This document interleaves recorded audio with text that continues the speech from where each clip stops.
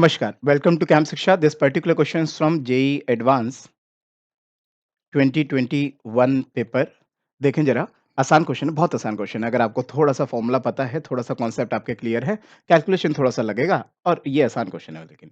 ध्यान सुनना, मुद्दा क्या है? एक बार अगर क्वेश्चन पढ़ते हैं तो क्या दिखता है? कहता है हीलियम एटम है आपके पास, जो कि कुछ फोटॉन्स को एब्ज़ॉर्ब कर रहा है, जिनकी वेवलेंथ कितनी है? 330 नैनोमीटर।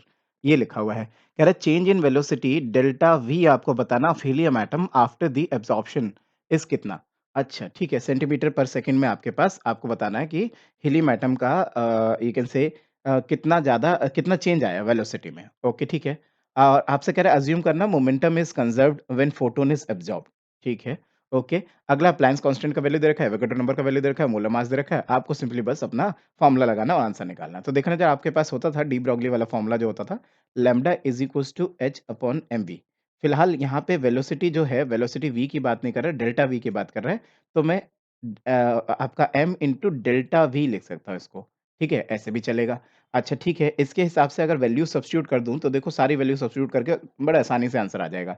अच्छा लेकिन एक इम्पोर्टेंट बात ज़रूर ध्यान रखना, ऐसे जब क्वेश्चन सॉल्व करते हैं जनरली ये फ़ॉर्मूला जब लगाते हैं हिज़नबर्ग अनसर्टेनिटी प्रिंसिपल वाला जब लगाते हैं, तो ऐसे में क्या होता है, ऐसे में जो भी कैलकुलेशंस करना है वो एमकेएस यूनिट में करना।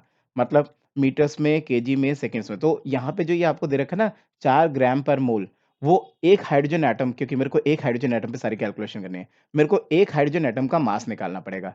तो मैं बोलूँ मास ऑफ 1 हाइड्रोजन एटम, एक हाइड्रोजन एटम का मास कितना होगा, वो कैसे निकलेगा? तो सोचो अगर मैं आपसे कहूँ 4 ग्राम पर मोल तो इसका मतलब था कि sorry not hydrogen it is helium, ठीक है? अगर आपसे कहूँ कि 4 ग्राम 1 मोल का मास है 6.023 इंटू 10 पावर 23 का है, जैसा कि क्वेश्चन में बोला है, क्वेश्चन में बोला है 6.023 को 6 ही ले लेना। तो ठीक है, कोई बात नहीं, क्यों ज़्यादा स्मार्ट बनो, जो दे रखा है वही मान लेते हैं। सो 6 इंटू 10 पावर माइनस 10 पावर 23 ठीक है?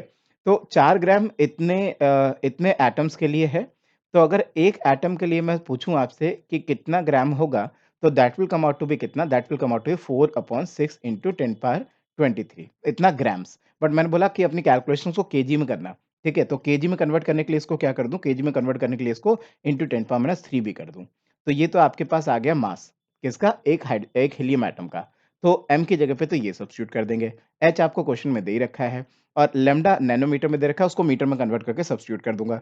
देखें ज़रा तो ये मैंने यहाँ पे सब्स्टिट्यूट किया 330 इंटू 10 पावर माइनस 9 मीटर्स, ये मैंने मीटर में सब्स्टिट्यूट कर दिया। एच मेरे को दे रखा था क्वेश्चन में कितना 6.6 इंटू 10 पावर माइनस 34, 34 थोड़ा ठीक से लिख दूँ, इट इज़ 34 ठीक है। यूनिट क्या है? जूल सेकंड, रहने दो ऐसे ही, कोई दिक्कत नहीं है। और यहाँ पे डिवाइडेड बाय क्या कर दूँ?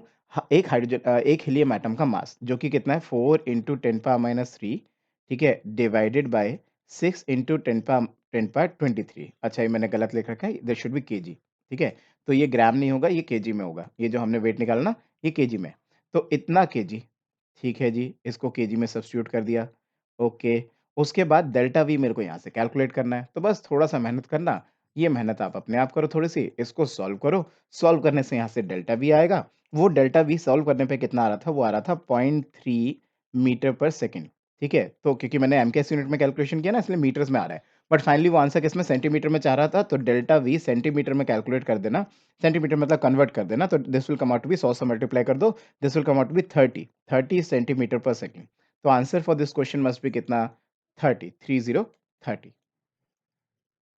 Okay, so I hope I helped you. Please subscribe Camp Shiksha. Thank you.